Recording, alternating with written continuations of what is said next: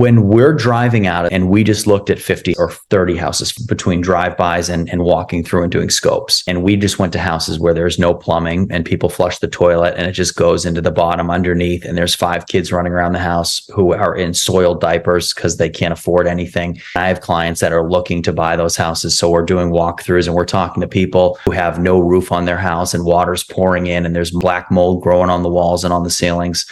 When we're driving back, I tell the people I'm with, I say, listen, we're driving out of here in a $100,000 car. We're going to stop and have a $600 dinner. Just remember, those people that we just left are still going to live in that crap situation every single day until someone comes in there and helps them. And that for me is extremely powerful. I use that as motivation all the time to make sure that we're providing quality products for people to move into, to make sure that these things work, to make sure that the people who move into them get a legitimate shot to better their lives. There is another way that people get murdered in construction, and it's before a nail is even banged. And it's the one thing that we are crazy about with my clients and how we insulate against risk as best as possible. And that's the preliminary quote.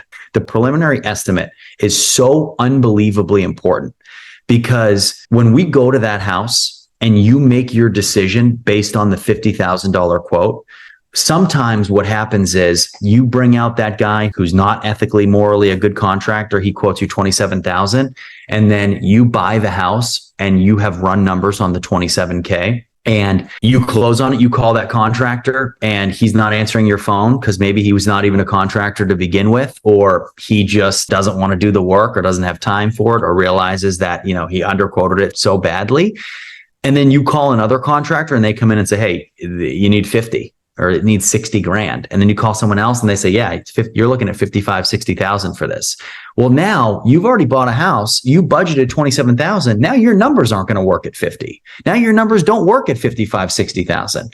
So you didn't even have a nail banged. You didn't even send a penny and you're already underwater because you didn't have licensed electricians come and see what it needed. You didn't have people look at the box. You didn't have licensed plumbers crawl under the house or open up the flooring in the bathroom to see what was underneath. You didn't have people looking in the broken sheetrock to see if the house had been coppered or if all the PEX lines or all of the old piping had been stolen. So all of these things go into that initial inspection.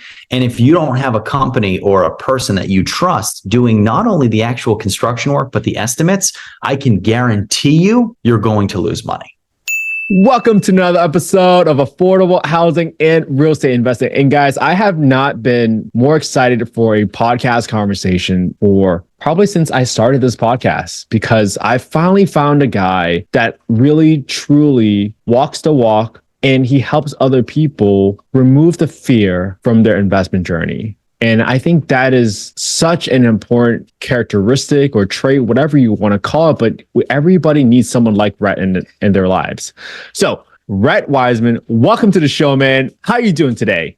Ken, I'm fired up to be here, man. I really am. And, we talked about doing this a couple days ago and I've been thinking about it for a couple days. There's so much good stuff I want to talk about and get out in the open. And I know that we can talk about a broad range of topics, ranging from the smallest and entry-level real estate to the most complex and huge institutional projects. So I'm really excited for today. Man, well, I know you as the Section 8 guy, and I've heard countless stories from other folks and testimonials about how you've been able to help other investors get started. But let's just get into your story a little bit, Rhett. Who was Rhett and how did you even get into real estate in the first place, man?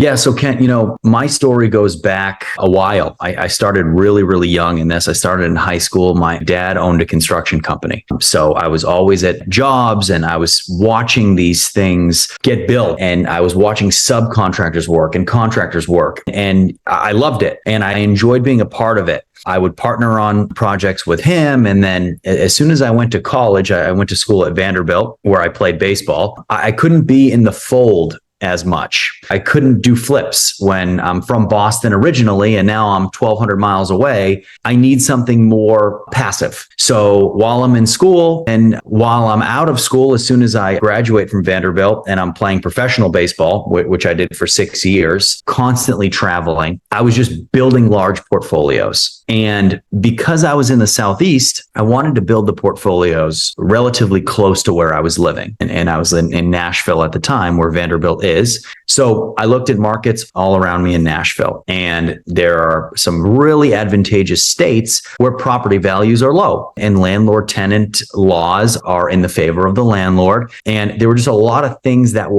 checked a lot of boxes, Kent, as a real estate investor. So I started buying properties in Kentucky and Mississippi and Alabama and Georgia and everywhere that I could around here, to find the places that worked, to find what didn't work, and to learn this thing firsthand and make the mistakes. And Ken, I've made mistakes worth well into the 7 digits. And now I try and help other people avoid those mistakes. Man, 7-figure mistakes. And that was probably a little scary for you, man. But I'm sure without those mistakes, you would never become the person that you are today with the success that you have. So you've been in so many markets. Tell us a little bit about your own portfolio and what you have done for your clients so far. Because I've heard the numbers first on Tuesday and I was blown away, man. Yeah. So every year, we do anywhere from 350 in a slow year to up to 700 or 800 units in just Section 8 alone. And I started doing Section 8 before it was cool, before the influencers were out there and before it was on TikTok and Instagram. I was doing Section 8, Kent, when people were like, you are insane. You're out of your mind. And I heard it as a young guy. The houses are never going to appreciate. Tenants are going to destroy your houses. What are you doing? And I had to find a way to make money, Kent, and buying properties for 15, 20 grand. What I thought was, okay, if I buy a house for $20,000, who's going to live here? What kind of income of the person that lives here is going to be able to afford the rent that I want to charge? And what I found was, and I know this is a statistic that we use in developments all the time, Kent, but what is the average median income or average mean income in this area? And when I pull those numbers up and that number is $20,000 a year or $30,000 a year, I can't charge market rent for these units. So over the last 13, 14 years, we have done, between my own portfolio and those for clients, we've done close to about 3,000 Section 8 units. So that's a lot of people that we've taken out of housing projects, shelters, off the streets, and provided with housing in areas that are extremely distressed, extremely high poverty, very low GDPs, and extremely underserved, whether it be in law enforcement, medical care, job growth, you name it. Those are the areas that we focus on. Man, I usually wait till the end of the show to do this, right? But man, thank you so much for what you do. Because 3,000 homes, that's no small feat. Regardless if that's your own personal portfolio or through helping clients, I think it's even more impressive. Because it takes a tremendous amount of patience to help that many people through their emotional worries. And I remember, man, when you were in Boston, I grew up in Boston. I worked as the EMT in the North Shore of Boston, in Malden, Everett, Revere, and I made like $13 an hour. And I realized that after 5 years of doing that job, I can't stay in that job. I want to provide a better financial future for my family. So I figured, how can I possibly impact more people at a greater scale? And I found that through housing, and I admire what you're doing. And frankly, I look up to what you're doing, Rhett, because you're doing exactly what I wanted to do, impacting, providing a great future for so many people. So thank you so much for what you do, because without people like you, seriously, I would have never had the home I grew up in. Yeah, and Kent, of course, at this point, it's like second nature to me. But I have to say, it's such a team situation. And being a professional athlete for 6 years, playing at the highest levels at Vanderbilt, we won a national championship, Division I national championship in 2014. We went back to the national championship in 2015. We've won SEC. I've won SEC, Southeastern Conference championships, titles. We set the all-time record for SEC wins in 2013. What I'm getting at is, I know how to be on a team. And that's everything I do in my life. I structure around a team, and we can't do it without a team. And the people on my team, the realtors, the contractors, the management companies, the lenders, the insurance companies, the title companies, the attorneys, I mean, everybody we use, they all play such a huge part in this. And when you're doing it at such a large scale, it consumes you. I tell you what, I work all day And when I'm not working, I'm thinking about this. And I get text messages, I get voice messages at like 2, 3, 4 o'clock in the morning sometimes from my management company, from my contractors about houses. And I answer them because I'm thinking about them too. And, I'll get emails at 5, 6 o'clock in the morning from contractors of photos of a house or a question that somebody was thinking about, whether it be a management company or whether it be a realtor, whatever it is, because everyone's just constantly, they're trying to get more units out. They're trying to put more people in houses. They're trying to find better ways to speed this up so that we can work more efficiently with Section 8. Because as you know, Kent, you focus in government subsidies and in affordable housing. And you and I can get things done about 100 times faster when they're not involved. But at one point, we have to bring them in, right? Because they're the ones that are cutting the checks. They're the ones that are paying. So how can we get this process? How can we get this single mother with 4 kids or this single mother with 2 kids or this single dad who has 2 kids and a young mom who just passed away, who was killed in a violent crime, walking down the street, who gets hit with a stray bullet? I mean, we have that every single month. So how can we help them get from the housing project, get from the abusive shelter, get from literally underneath a bridge sometimes or in a shanty village? How do we get them into one of our units faster? And what things can we do to be proactive? So by the time Section 8 gets involved, their involvement is minimal so we can get this person on a better track to success and in a more comfortable situation faster. Man, spoken like a true champion. Man, this is why I'm telling all of the listeners right now, this is why I was so excited. Not only do you get to hear the words of a championship player on a championship team, because there is a tremendous amount of consistency that you have to practice. And I think that's what I'm most impressed with you, right? It's because you could have stopped this a long time ago. You could have said, I have enough. I don't need to go help any people. I'm good. But hearing from you about the person, the single mom that you want to help, get out of the shelter and put in one of these homes. That's what keeps you going. And frankly, for everybody that's listening right now, focus on the person that you want to help. Picture that woman that you get to walk into a beautiful home that you renovated and you're providing a safe roof over their heads and you're frankly, literally changing their lives with their families and their children. I hope this was what keeps everybody going and just takes a little bit of inspiration from Rhett today. Well, Rhett, you just mentioned a few things about the people that you're able to help. Can you help us debunk some of the myths associated with affordable housing? Because all we hear sometimes are just guns, drugs, drama. Help us debunk some of those myths based on your experience so far. Yeah. And Kent, we'll dive into that. I have to comment on one thing that you said, which I loved. And that was, you don't have to keep helping people. You've got it. You don't need it anymore. And it brings up one of my favorite things. And one of my favorite things is when people say it's a troll, which is my favorite troll, whether it's on a YouTube video or an Instagram video. And I see it. It's for everybody that does mentorships or coaching or helps other people. It's, well, if they're so successful, how come they help other people do it?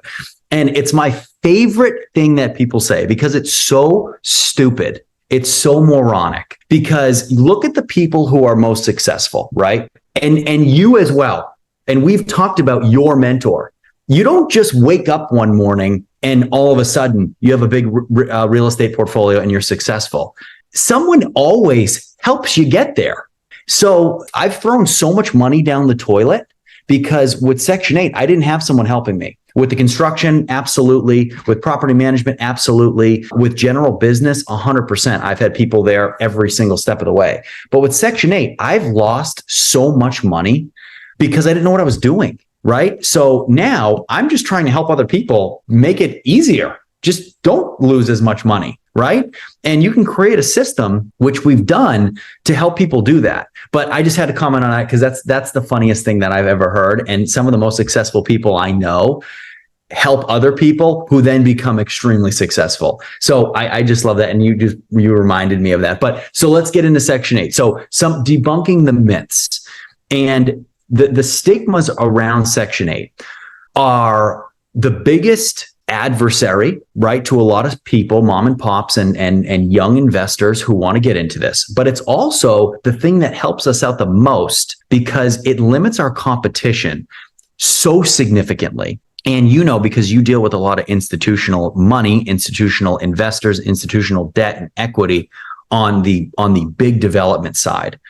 We don't want those big fish playing in the affordable housing ponds because they bring in billions and then all of a sudden it dries things up. And our rate of return, our MOICs, all of the cash on cash returns, our caps, they go down when institutional money comes in. So we love it because it stays in a more retail investor space, which we love. Now, let's talk about some of those myths. Number one, a Section 8 tenant will come in and destroy your unit and ruin it. That's by far the most cliche, and it's the most popular of the myths. Now, what a lot of people don't understand is if you have a Section 8 tenant that comes in on a housing choice voucher and they destroy your unit, you make one phone call to their caseworker, they will send somebody down, look at the house, and they will start the process to take that voucher away from that person. Once they lose that voucher because they destroyed a unit, they will never get it back. So it's very different than project-based vouchers, which on a project-based voucher, that voucher stays with the individual unit. So what I like to compare it to is you have a unit and that voucher is attached to that unit. So whoever moves into that unit, that voucher then belongs to them. But as soon as they leave, the voucher stays. So in that instance, if they come in there and they tear that place up, when they leave, it doesn't matter because the next person that moves in there, they still get the voucher. With the single family housing choice voucher program that we specify most of our clients to work in, the voucher moves with the tenant. So if the tenant moves to 123 Maple Street, the voucher goes with them to 123 Maple Street. If they leave and go to 789 Maple Street, they bring that voucher with them to 789 Maple Street. As soon as they destroy one of those units, they lose that voucher forever and they can never rent underneath the Section 8 program again. That is myth number one. And we don't deal with that rarely ever. We do hundreds of properties a year. We might have one or two instances where we face something like that. It's extremely, extremely low, under 1%, because a lot of these people, they don't want to lose that voucher, Ken. The second myth that is the most popular is they're going to bring in guns, drugs, booze, and they're going to turn your house into a frat house on steroids, trap house, if you will. So what happens is once a year, sometimes twice a year, sometimes once every 18 months, Section 8 will do a random inspection on our units. And if they come in and they see anything that is illegal, anything nefarious, they will write that up and put the tenant at risk of losing their voucher.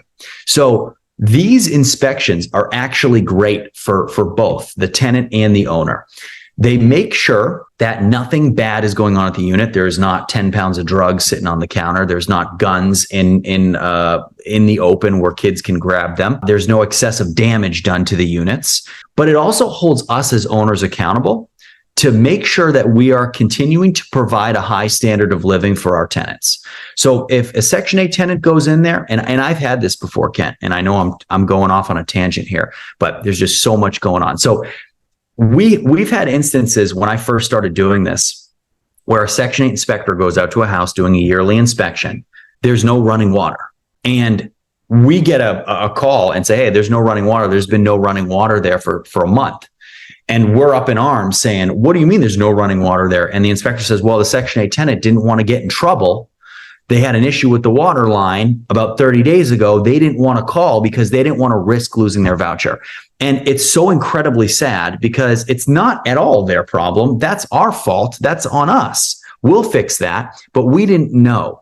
So those inspections are great because they make sure that we are being held accountable, that we are keeping that unit up to a very high standard as well. So those are the two biggest myths. And there are things in place to make sure that you don't have to deal with the falsehoods that are associated with those myths. Man, I'm so glad you went through that, Rhett, because if I could just add a little color to your first myth of people not wanting to lose their vouchers. Guys, I might have told you some of the story before, but my mom waited 3.5 years before she got her unit.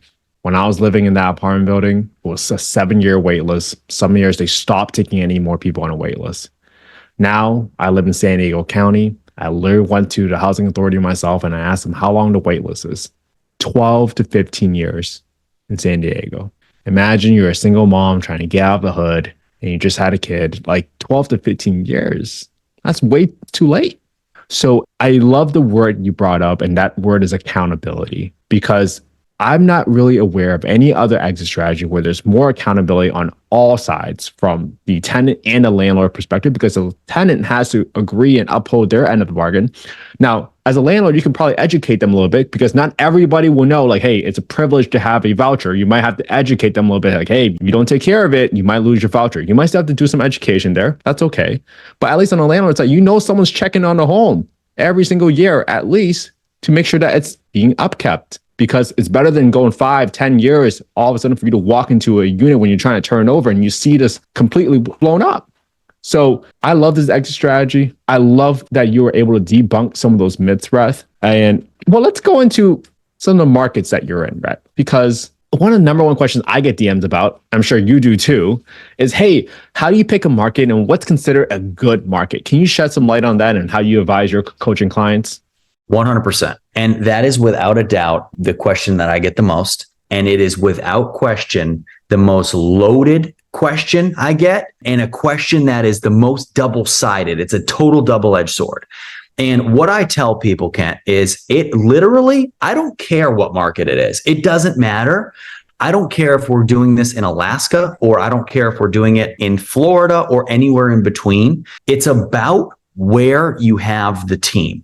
Where do we have reliable realtors, management companies, contractors? Where do we have lenders that can write loans? Where do we have insurance companies that are going to insure these houses? And over the last 13 and a half years, I have bought houses in dozens and dozens of cities all across the country. And I'll tell you what, you can buy houses in Flint, Michigan and Saginaw, Michigan and parts of Detroit all day long that are close to turnkey for 30, 40, 50 grand. And there's a reason they're selling for that cheap. You can buy properties in East St. Louis, Missouri and East St. Louis, Illinois, right on the other side of the river all day long for dirt cheap. But guess what? I can't get a reliable contractor or management company to go out to those houses and do work on them, to photograph or show them, because it's too dangerous. We can't get maintenance people to go to those houses after 3 o'clock in the afternoon, really 2:30 in some areas, because they don't want to go into those areas because they don't want to get killed. So it doesn't, the number, when people search what are the cheapest markets, and this is what everybody does, they search what are the cheapest markets to buy housing in the United States, and then the same markets come up, and they remain the cheapest because you don't have reliable people that can help you onboard the property and cash flow it. And if we can't onboard it and cash flow it for a long period of time, it's worthless to me. It's going to be a money pit. It's going to be a problem. It's going to cause anxiety and issues. We do not need that. So where I tell people to buy houses is where I have a team that I rely on, that I trust, that I know gets the job done, and that I know can specialize in dealing with people who are investing out of state. Because as an out-of-state investor, you need transparency, you need good communication, you need to understand what you're buying, where you're buying, and when you need something done, it needs to be done quickly. So I tell them to buy in the markets where we can facilitate that. Now, with that being said, we focus in the Southeast. So I have teams all throughout the Southeast. We buy in Tennessee, Kentucky, Mississippi, Arkansas, Alabama, a little bit in Louisiana, not as much. All throughout Ohio, we do the Northeast, we do Pennsylvania, Connecticut, Rhode Island, Vermont, Maine, Massachusetts. So we are all spread out, but we do it because I have teams there, and teams that I trust and teams that I rely on. And even with that being the case, once you do have that team, Kent, then you have to see if it makes sense.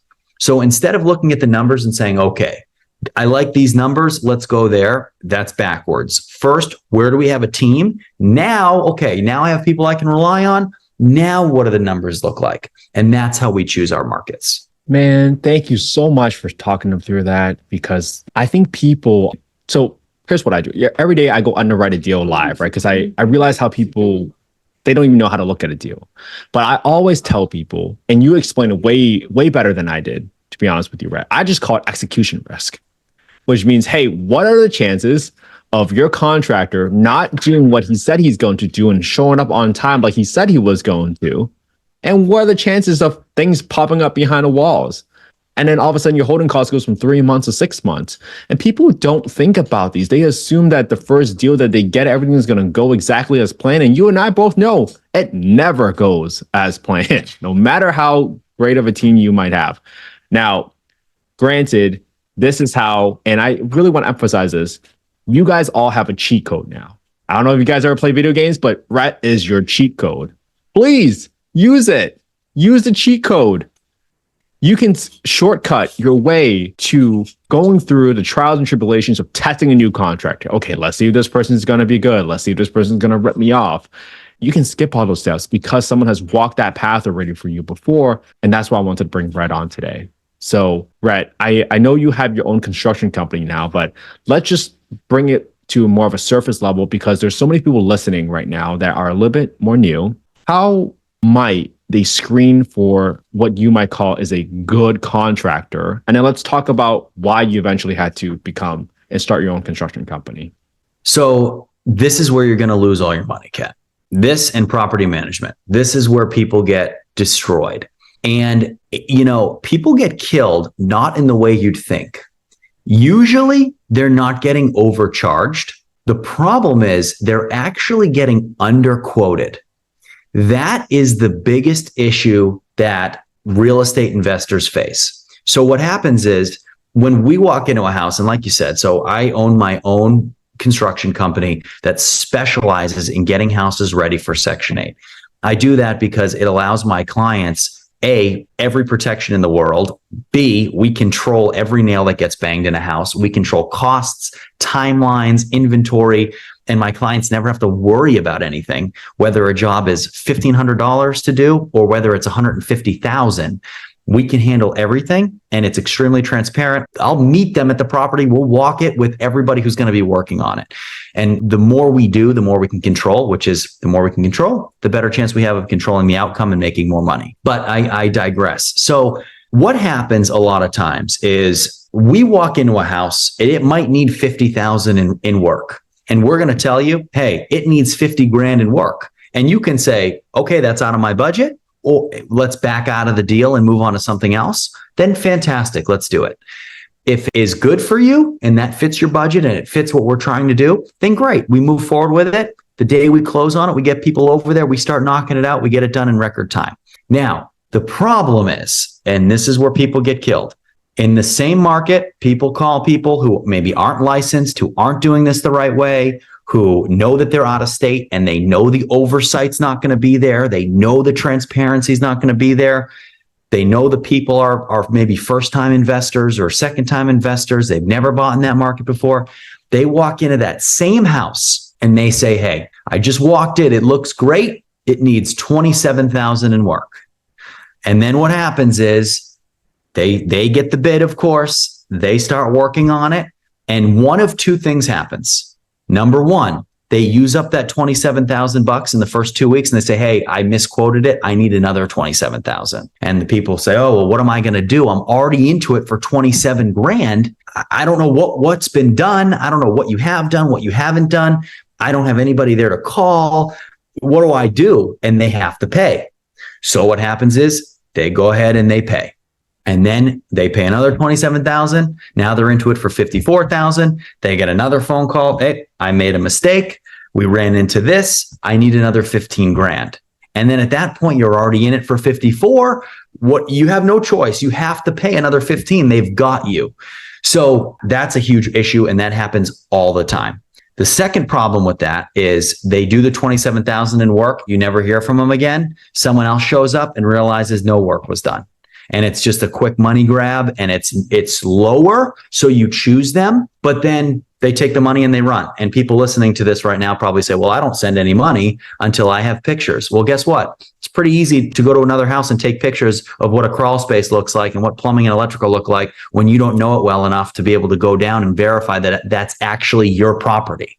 So we see it and we saw it too often. And I've been a victim of it myself, to where you get the wrong pictures, you think things are done the right way, you send money and you get duped. But believe it or not, Kent, there is another way that people get murdered in construction. And it's before a nail is even banged. And it's the one thing that we are crazy about with my clients and how we incentivize and mitigate against risk significantly. I said incentivize them and insulate against risk as best as possible. And that's the preliminary quote.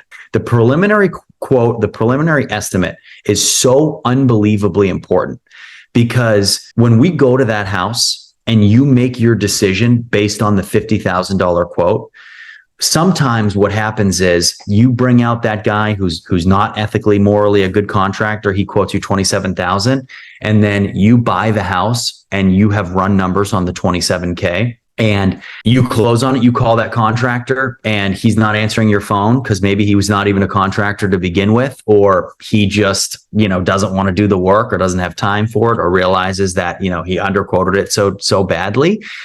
And then you call another contractor and they come in and say, hey, you need 50 or it needs 60 grand. And then you call someone else and they say, yeah, it's 50, you're looking at 55, 60,000 for this. Well, now you've already bought a house. You budgeted 27,000. Now your numbers aren't going to work at 50. Now your numbers don't work at 55, 60,000.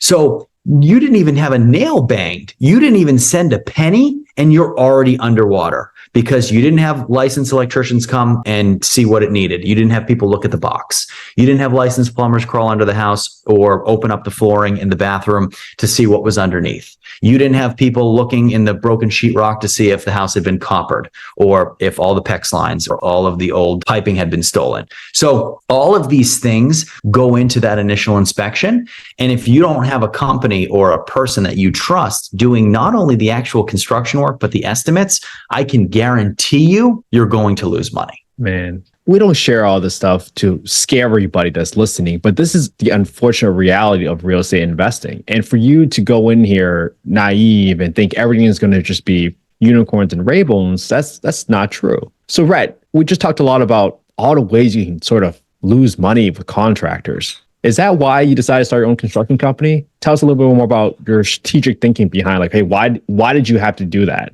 Was it just out of sheer necessity? No. So, the contractors that I've been using in my program for clients of mine have been incredible. They've done a great job. They're extremely fast. They're extremely honest. They're good people and they're great. The reason I wanted to bring everything in-house and run it is because costs are going up. And what we can do that's a little bit different when I have more control over items and inventory, I can buy things in really big bulk. So flooring, fixtures, you name it, we can buy it in bulk, paint, lumber. And what that does is it brings down the cost so significantly that then we can pass that on to clients. So I don't want my clients paying retail construction rates. We do so much work and we do so many units that they shouldn't have to. So I want my clients to be able to actually build big portfolios. And in order to do that, they have to be able to, they can't get wiped out on one rehab. We need to keep costs low so they can buy more and more and more. Now that I own the company, I can control the margin. I can control the costs. So I can make less and bring down costs less so that then they pay less. So then they have more money to buy more. But what it also does, Kent, is it allows me to control the quality. And that's extremely important too. So now when we do a project and a maintenance issue comes up 3 months later or 4 months later, we can eat that because that person already paid for it. I have a full itemized scope of everything that went into that unit. Now we can pay for that. So it then gives us more maneuverability when things pop up that we can help our clients even further and hold us accountable, which at the end of the day, this is about my clients making money. I want to make sure that they get the best experience possible and they're not overspending or they're not getting taken advantage of by construction companies and by management companies. So the more that we can control on a construction front, on a management or a maintenance front, we do, and then we can make a better return on our investment. I love how you're operating that business because it's no small feat to manage a construction business with so many different personalities. First and foremost, lots of different personalities and lots of different projects. It almost makes it a little hard to standardize, but I love the economies of scale that you have been able to achieve in your business, but also for your clients. And this is what I mean by cheat code, guys. It's one, you get someone that actually cares about their reputation. I will never do any business with anybody that does not do what they say they're going to do and also continues to deliver for his clients like Rhett is doing today.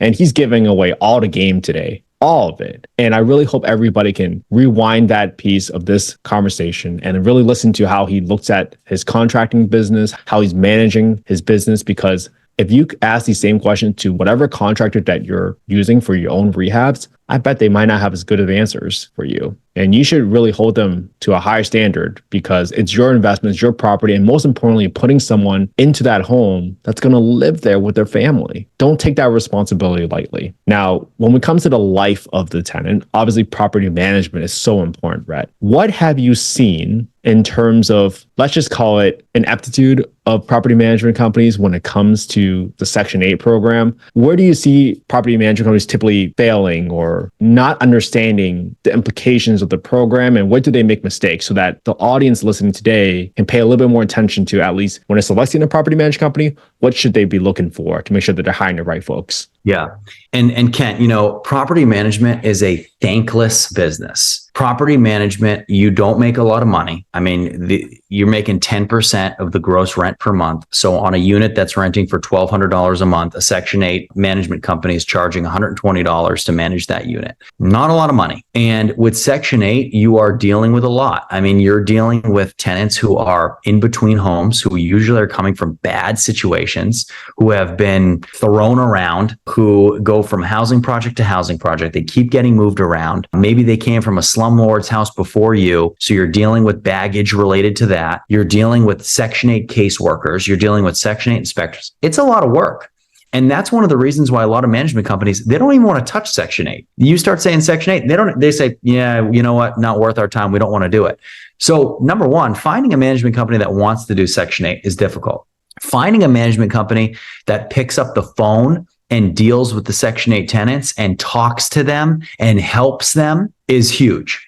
And the management companies we use, depending on what market my clients get started in, I have management companies that are exclusive only to my clients. So you can't even find them. You can't even Google them. They don't even exist on the internet. They are solely only usable by clients of mine. And I do that because I want to make sure that my clients get the best treatment. And when they pick up the phone, they have a problem, or they send an email, someone gets back to them in a relatively timely manner. Section 8 management is its own business. And what I mean by that is it's different than normal property management. There are different protocols you have to follow. There are things that you have to do very, very differently than normal property management. The timelines are way different. You have constant communication with caseworkers and inspectors that then push timelines out. And if you don't have a management company that's patient, that's organized, and that has a high care level for these people, you have a bad management company. And one thing that the management companies that we use, they're moral, they're ethical, they're good people. Our values align. I had one of our management companies, we had a family. It was a single mother of 5 kids.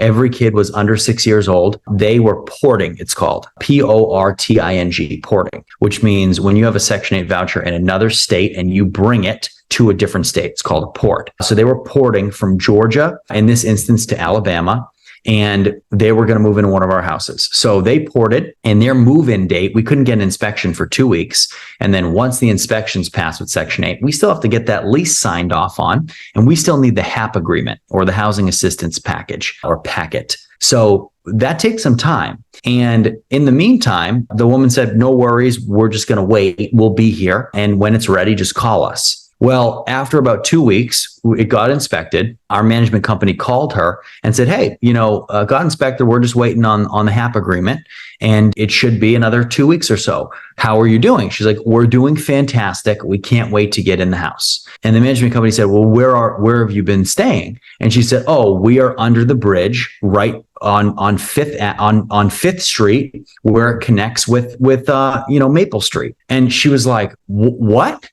This woman had moved here. They were living in boxes underneath a bridge, kind of on the side of a bridge, and they were just waiting for this unit to get occupied. And this was years ago. And since that happened, we've totally changed. Now it's the first question we ask is, where are you living right now? And if we have to put someone up in a hotel for a couple of weeks, we will. We don't care to. Doesn't matter to us. We're not fighting for the last nickel on the table. So if we have to put someone up in a hotel, if we have to move somebody into one of our units or one of my personal units, for $5 a month until they're ready to move into their unit, we'll do it. So it's doing this with the right management company is extremely, extremely important for more reasons other than just their ability to operate.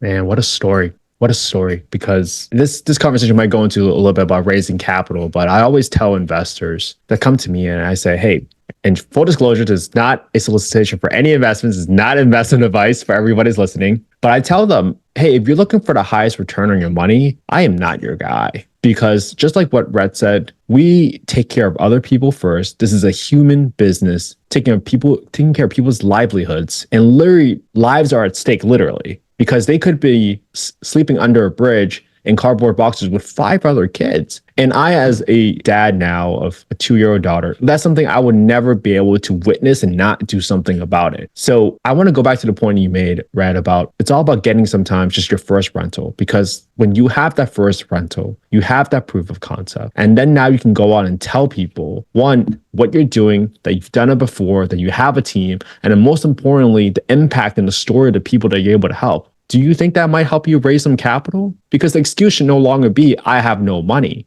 If you're good and you are seriously and your intention are pure about helping people, there will be people that will come out, they will resonate with you, they will relate to you. And I go back to the same comment you made earlier, Rhett, about, hey, if he's so successful, why is he doing all this stuff? Man, they just don't understand that we get so much fulfillment from the emotional income. And most importantly, I get to set an example for my daughter because she gets to see that, hey, you can help people and make money. And there's no better lesson I want to leave her with by the time my time comes. So, Brad, thank you for going through and sharing that story, because I think it shows that property management companies need to look at people, not just as a case file that they need to fill in a property. Yeah. And Kent, when it comes to the stories, I could tell you stories that would make you cry. I mean, I've been doing this long enough, and some of the properties and some of the things that we run into are so bad. Like being based in Nashville, I go to all these markets. I mean, I'm in these markets weekly where my clients are doing large construction.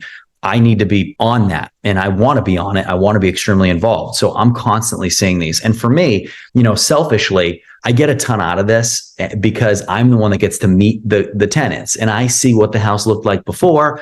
I see what it looks like during, and then I see what it looks like afterwards when it's done. And when the person moves in and their kids are running through the house like crazy, because they just moved from a 400 square foot 1-bedroom with their grandparents sleeping on the floor and 7 people on the inside. And now they have their own bedroom for the first time in their life. My clients don't get to experience that. I get to see it. I get to be there and get to be a part of that and have such an active role in that from start to finish. So selfishly, I love that. I think that's pretty incredible. With that being said, it doesn't get any easier seeing some of the situations that people stay in. And, I go to these places that are around here and they might be a 2-3 hour drive away. Right. And I have a car service pick me up at my house at 5 a.m. in a brand new Suburban. Right. And I get in there with a couple people that work for me and we drive down and we stop and we eat, 4-star, 5-star lunch, and we have a 5-star dinner on the way back. And I always tell people who want to come with me and see what this is like.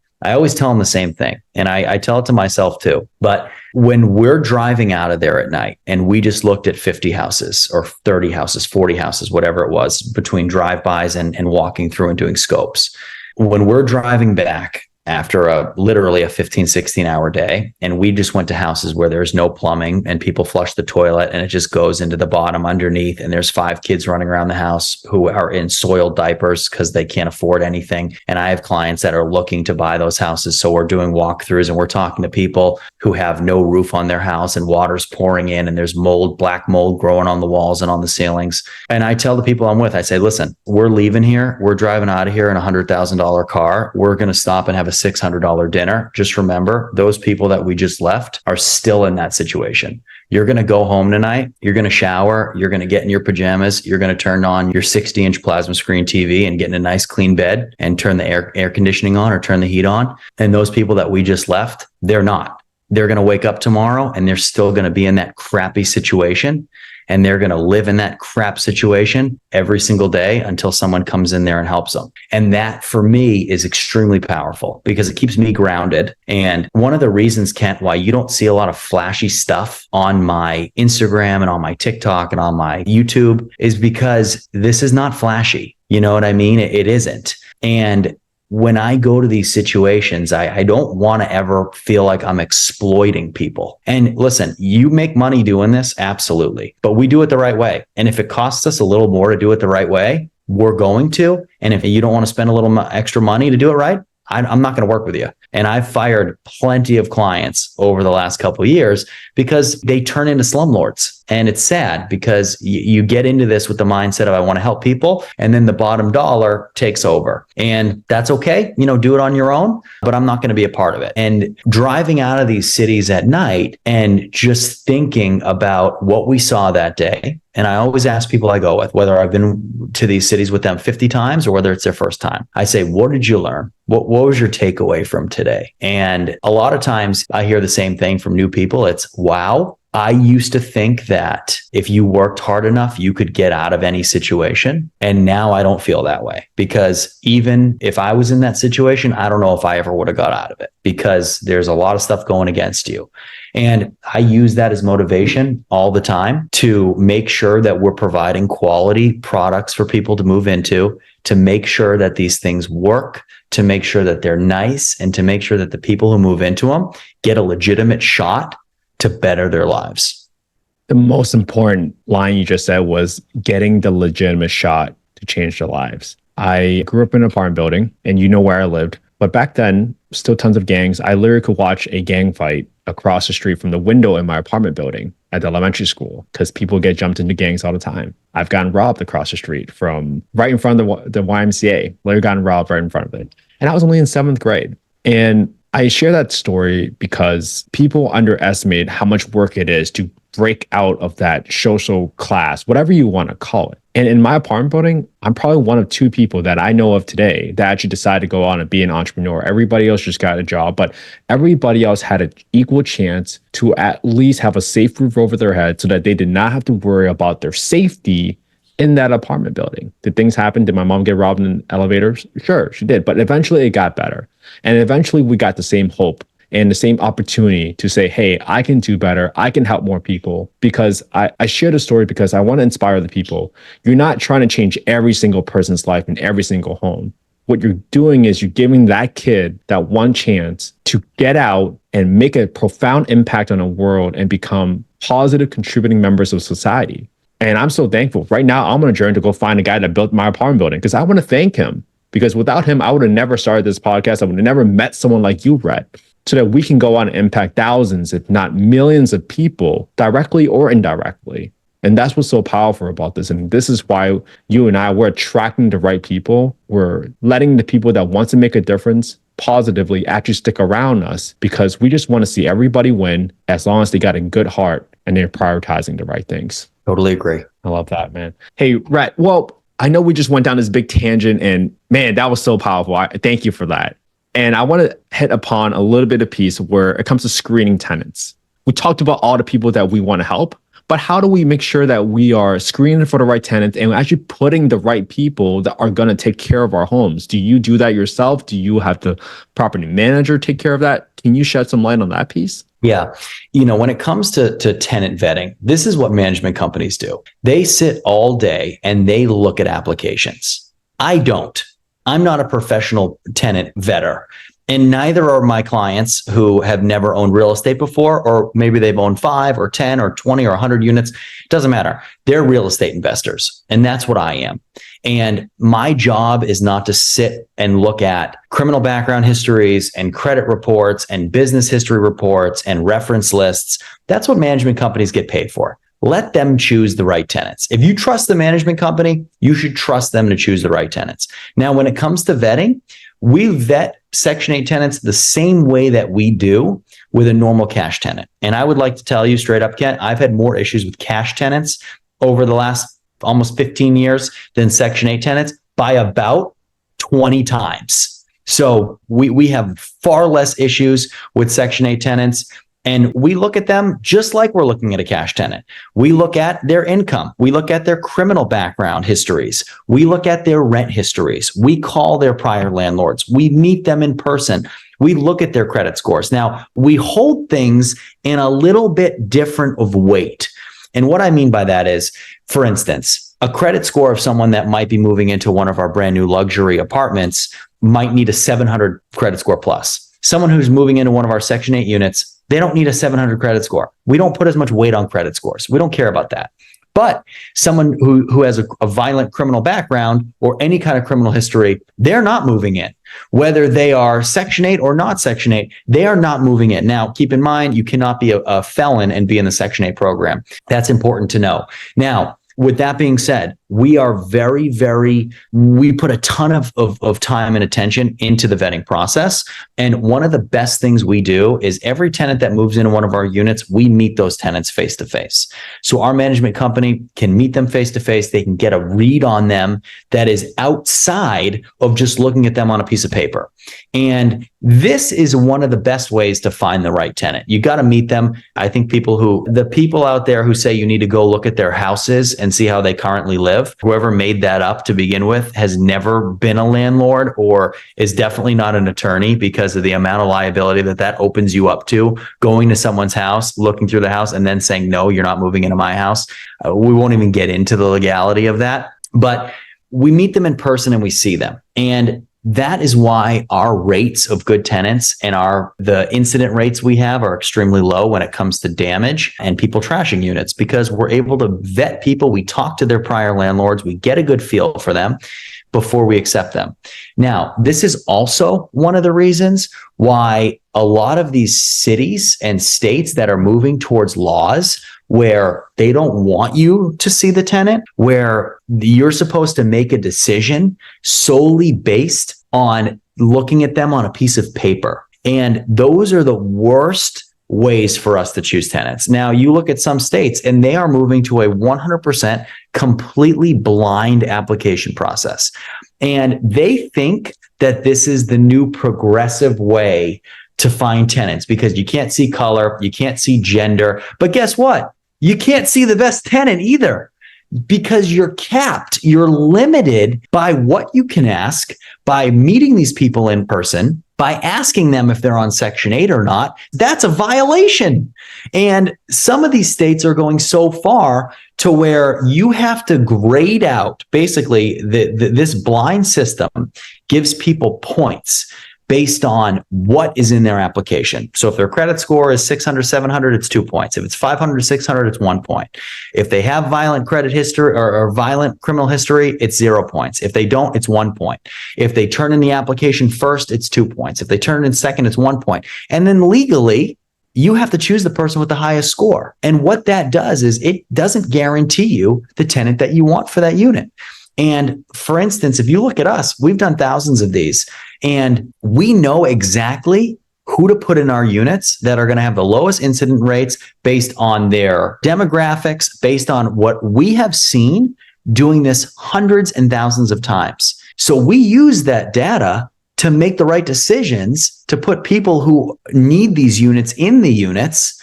And so we can make sure that we capitalize the best on our investment. You're handcuffing that.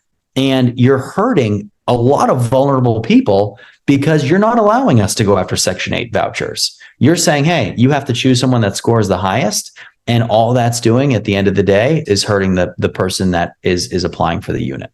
I just can't believe that they think like that. I understand both sides of the equation and both thought processes. But if we really want to solve this affordable housing problem, you got to make it sustainable. Because if there's no margin, there's no mission at the end of the day. And if you don't take care of the people and find the right people, you're going to have everybody that might have just tried Section 8 one time or try to provide a great home for a great family one time. And because you didn't let them do or go above and beyond and helping them make sure that they're finding the folks that are going to take care of the units, they're going to exit the program and you will likely never get them back. Maybe this is a good time to ask you, Rhett, hey, why do you think affordable housing, particularly the lack of supply of affordable housing, is like so hard to solve for? You have any thoughts on that? You have so much experience, so I really would love to hear your opinion. There's a couple reasons. Number one is affordability of property. And as inflation has gone up, as the real estate market has gone crazy, as supply has gone down, property values have gone up. When rates went down, of course, property values skyrocket. And then what happens is Section 8 hasn't caught up to market rent in so many cities that it doesn't make sense to rent to a Section 8 tenant. So landlords aren't incentivized. If I can rent my unit out here in Nashville for $6,000 or $7,000 a month to a cash tenant of someone who just moved here because they're working at Oracle, or they moved here because they're a doctor working at Vanderbilt Hospital, I'm going to rent to them. Why would I want to rent to a Section 8 tenant when Nashville's only going to pay me $2,900? I can get $7,000, right? So if you want to create more private sector housing for these people, you have to incentivize them to do it. And that's why in some of these markets, the numbers work. And that's why we're able to create these units. Because at the end of the day, and you know this, Kent, it works because the numbers work. And if the numbers didn't work, people are not going to be doing this. So we have to make sure that the government continues to increase what they're going to be paying landlords for these units. That's one reason. The other reason is it has to be funded. And they have to continue, and when I say they, I mean the federal government, they have to continue to increase the amount of money that they're budgeting through Congress for the Housing Choice Voucher Program. Because when they start cutting budgets, what they're doing is they are just cutting money that is going into the hands of these tenants. And when the voucher amounts go down, so do the units. The landlords have to make money. It reiterates that first point, but it's one and the same. So the government has to continue to keep rents high because otherwise it's not going to make sense for landlords. And that's why you see not a ton of units in a bunch of different markets. But that's only one part of it. Another part of it is something that you and I know very, very, very in depth, and that's development, Kent. And when you have places like California, you have places like where you grew up and I grew up in Massachusetts, that are going so progressively in the wrong way that what it does is it makes it so hard to build. You have everybody wants to put their hand in your pocket. There are so many laws that make it unprofitable to build. And when you do that, all you do is you decentivize development. And you decentivize builders from building new units because they can't make money. And because building something in Los Angeles is going to take you 6 years, that is a huge problem. Because what it does, if you're not putting new units on market, the existing units on market stay at an extremely high price. And when they're at an extremely high price, you have issues. Another problem that you face in New York and Massachusetts and California is rent control. And rent control is going to significantly limit a landlord's ability to move rent up. Well, what happens when you can't move rent up, Kent? You can't make units nicer. So when you have all these people, and it's my favorite group of people, it's the people who are very, very, very progressive, who say, well, you're a slumlord, you need to make the unit nicer. And in the same breath, they say, well, you need to accept more government tenants. And in the same time, they say, rent control, rent control, rent control. Well, how economically do they want that to work? If you put a government tenant in your unit or a Section 8 tenant in your unit, you need to make sure that that unit is nice. How do you make it nice? You have to make sure that you're making enough money to pay the debt on the property. And so you make money, so you're incentivized to do it, but also so you can upkeep it. When you create a ceiling for what you can charge, all you're doing is telling a landlord, hey, we're not paying you anymore, so leave it how it is. There's no incentive for you to update it or make it any nicer because you're never going to make any more money. So why would you want to put any more money into it? So the biggest problem I see, Kent, and I don't think you were expecting a 15-minute answer when you asked me that question, but the people making the decisions are never the ones who get their hands dirty. They're never the ones that are business minded. A lot of our elected officials have no clue what's going on with housing, what goes on with construction. And 99 out of 100 of them have no idea how economics work. And when you do understand how the trickle down and the waterfall effect, when you make one decision at the political level and at the legal level, how that flows down and affects the people at the bottom. Well, who's at the bottom? Our Section 8 tenants. And they're the ones that get killed, not directly, but as an indirect consequence of a lot of these terrible things that are happening at the political and at the legal level. I tell people it's just math. And if the equation does not balance, it doesn't work. And I think the intentions of folks might be right. But when it comes down to what really is happening, you have to understand it just all has to work out. You have to make everybody, you have to look for win-win-win solutions instead of thinking like, we have to do this because I got to get the votes for this.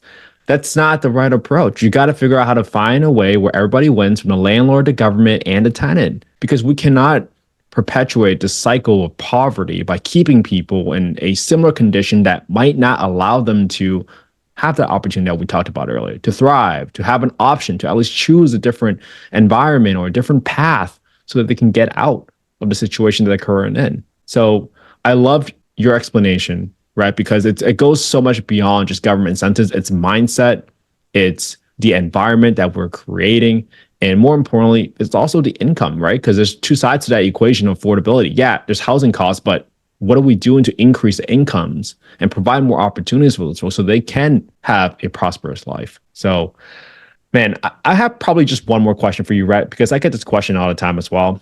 Do you recommend people, for Section 8 at least, pursuing multifamily or single families? What has been your experience with your clients so far in your portfolio? It's a great question. And I get it almost every day. And it's unequivocally single family. And a lot of people say to me, Rhett, well, why would I want to buy 10 single family homes and instead of buying one 10-unit apartment?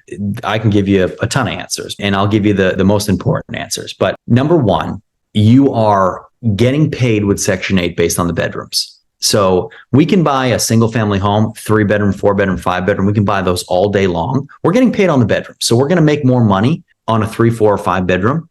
How many 10-unit apartments do you know of that have 3, 4, and 5-bedroom units? Not many, right? So it doesn't make sense on a per door acquisition cost. That's number one. When you buy a multifamily building, most of the time you're paying separately for some of the utilities, and you're paying for landscape, and you're paying for trash removal and a dumpster. A lot of units that we would buy on a multifamily level are going to be metered individually for electric, but not for water or gas. If it's not individually metered, you have to pay for it as the landlord. So if on a single family home, a single family home is metered independently for electrical, water, and gas, and through the Section 8 housing voucher program, the tenant pays for the landscape, and the trash is city. So you're talking about eliminating almost 5 different expenses on a single family level than you would on a multifamily. Thirdly, on a multifamily property that people do not think about, and this is a funny one because people don't really understand it, and you'd never think about it unless you've owned a lot of multifamily buildings.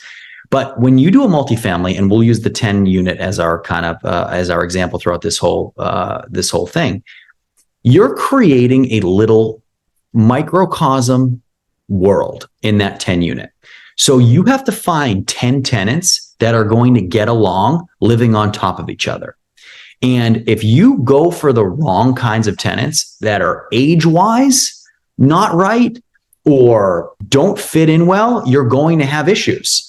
And when I first started doing this, I was like, you know what? I've got a bunch of single families. I'm going to try some multifamilies. And I put people in units. I put a lot of single people in these units, in these multifamilies, because single people are the ones that are going to live in a 1-bedroom, right? Or you'll have a husband, wife, or boyfriend, girlfriend move into a 2-bedroom and have a guest room, or a single mother with 1 kid and she's in one room and he's in the other, or a single dad in one, right? Those are the only people that are moving in to 2-bedroom or 1-bedroom apartments. And what you realize is what humans do. They start messing around with each other.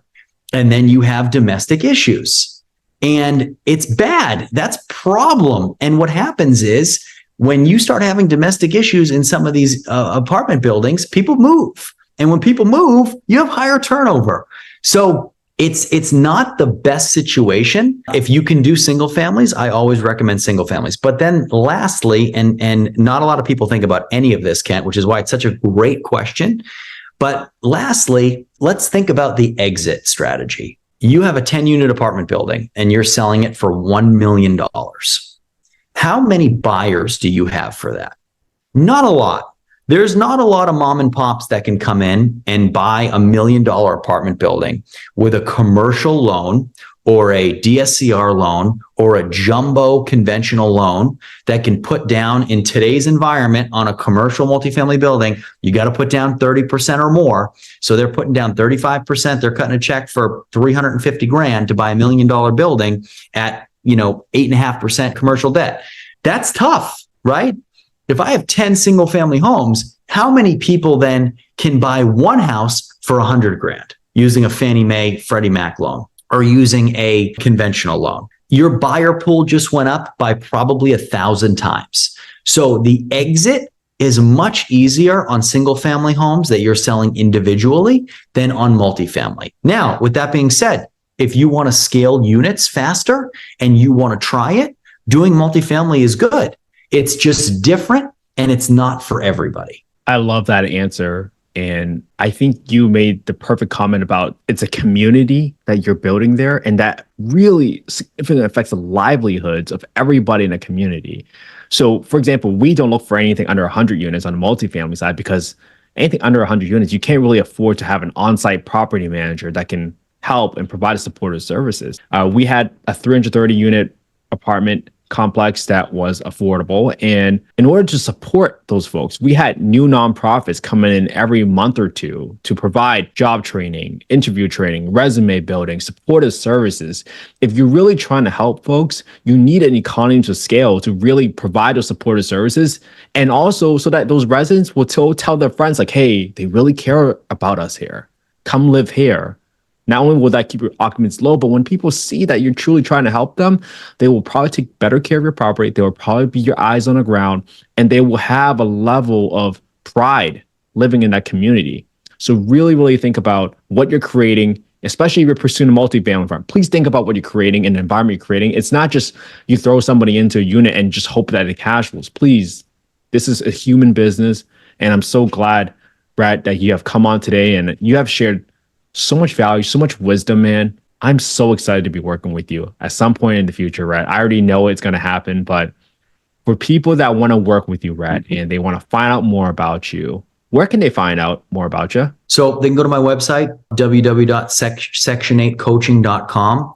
They can check me out on YouTube, Rhett Wiseman, the Section 8 guy, and get all the info that they need there. And we can get this thing going whenever. Man, I can't wait. So, Rhett, I can't wait to maybe do a single family home with you and your coaching program. I'd love to kind of come back on here and just go through a case study, walk people through like what the whole experience was like. I think that'd be really valuable. And I know you're doing some stuff on the workforce housing and development side. So I can't wait to bring you and your partners to come on, because I think there's a whole nother world that people can impact, that people can learn about from you. And I can't wait to talk about that a little bit more with you, man. Love it, brother. Well, I appreciate you having me on and can't wait to come on again soon. All right. And we are out.